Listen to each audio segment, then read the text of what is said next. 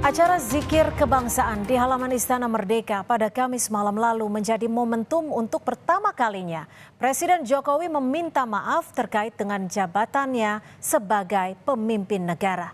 Permintaan maaf Presiden Jokowi atas kekurangan dalam pemerintahannya bisa diterima dengan kebesaran hati masyarakat. Evaluasi atas kebijakannya tetap perlu dilakukan, alih-alih dimaklumi. Pelemahan demokrasi ataupun kemunduran reformasi di masa pemerintahan Jokowi membutuhkan koreksi. Inilah catatan Kompas TV, maaf Jokowi dan harapan pilkada tanpa intervensi. Ingin memohon maaf yang sedalam-dalamnya atas segala salah dan kilap selama ini, khususnya selama kami berdua menjalankan amanah sebagai Presiden Republik Indonesia dan sebagai Wakil Presiden Republik Indonesia. Tapi kalau permintaan maaf dalam konteks kenegaraan itu harus disebutkan oleh Presiden Jokowi. Mana sih sisi kelemahan yang dianggap kelemahan oleh Pak Jokowi sehingga beliau merasa meminta maaf kepada rakyat Indonesia? Tolong sebutkan, kalau enggak ya ini permintaan basa-basi.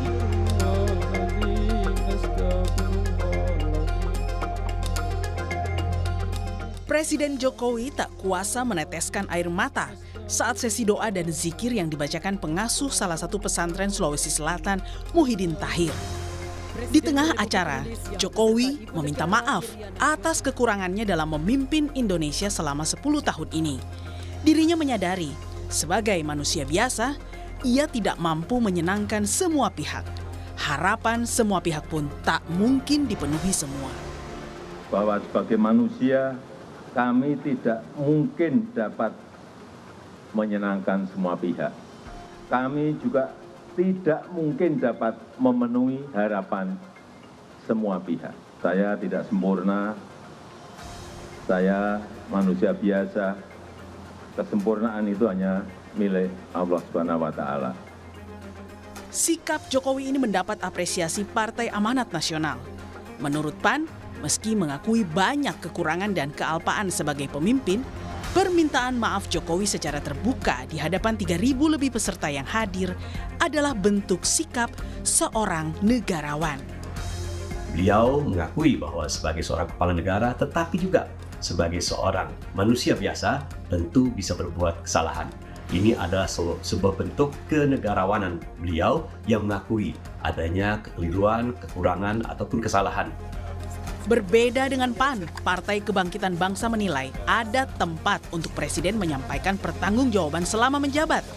Meski PKB yakin masyarakat akan memaafkan, sebagai penerima mandat dari rakyat, Jokowi tetap harus mempertanggungjawabkan janji-janji politiknya. Bersama dengan PKB, partai tempat Jokowi bernaung PDI Perjuangan menilai permintaan maaf Jokowi sudah terlambat. Karena memang semuanya sudah cukup terlambat. Kemunduran demokrasi ini adalah sesuatu hal yang sangat buruk. Begitu juga maraknya korupsi.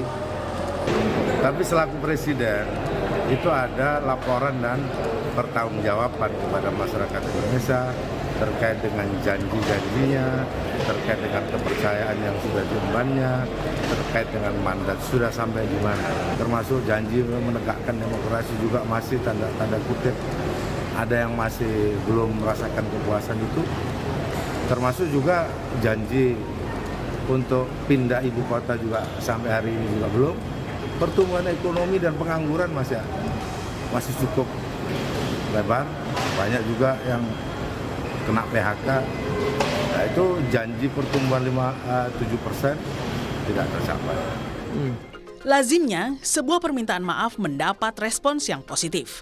Namun, timbulnya pro kontra menanggapi maaf Jokowi dinilai pengamat politik BRIN Siti Zuhro disebabkan karena ada catatan ketidakpuasan yang belum dijawab oleh Jokowi selaku presiden. Jadi kalau memang betul ya kepuasan itu sangat mendominasi masyarakat, tentunya tidak perlu ada pro kontra. Ya logikanya. Tidak perlu ada pro kontra. Kalaupun seandainya muncul kontra terhadap sebagian besar yang sangat puas, itu tenggelam biasanya. Keputusan Jokowi yang mengizinkan putra sulungnya Gibran maju dalam kontestasi Pilpres dengan mengubah aturan di Mahkamah Konstitusi menurut Zuhro, meninggalkan noktah merah bagi hukum di Indonesia. Lah itu yang mungkin masih dipertanyakan untuk Pak Jokowi. Karena apa? Yang beredar luas yang dirasakan itu contoh, mengapa kok harus gitu ya, putranya sendiri diusung gitu ya, sementara dari cuman wali kota mendadak langsung seperti itu dengan mengubah umur. Itu contoh. Lah mungkin kalau kita bisa nerima, sebagian besar kita belum. Ini gimana? Dianggap masih memberikan legacy, memberikan satu noktah pada hukum kita, etika kita gitu ya, dan sebagainya. Dan memasuki masa pendaftaran Pilkada serentak bulan Agustus ini, independensi istana kembali diuji. Masuknya nama putra bungsu Presiden Kaisang Pangarep dalam bursa Pilgub Jakarta dan Jawa Tengah memunculkan kekhawatiran sejumlah pihak.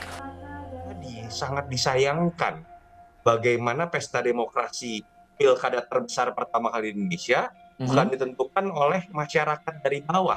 Pencalonannya bukan ditentukan oleh hasil survei yang representasi suara dari pemilih di bawah, tapi ditentukan oleh kepentingan yang tidak terkait dengan daerah tersebut oleh pihak-pihak tertentu yang memang sekarang dianggap memiliki kekuasaan lebih.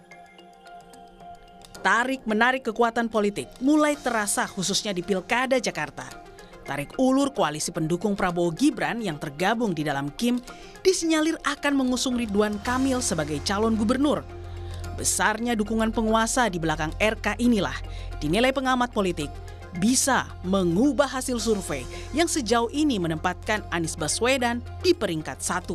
Melihat peluang Anies di tantangan Mas Anies lebih kepada tiket atau tidak, karena di atas kertas dia masih unggul selisih paling tidak di atas dua digit ya dengan Ridwan Kamil. Secara real demokrasi di Indonesia itu bukan sekedar membaca partisipasi persepsi publik.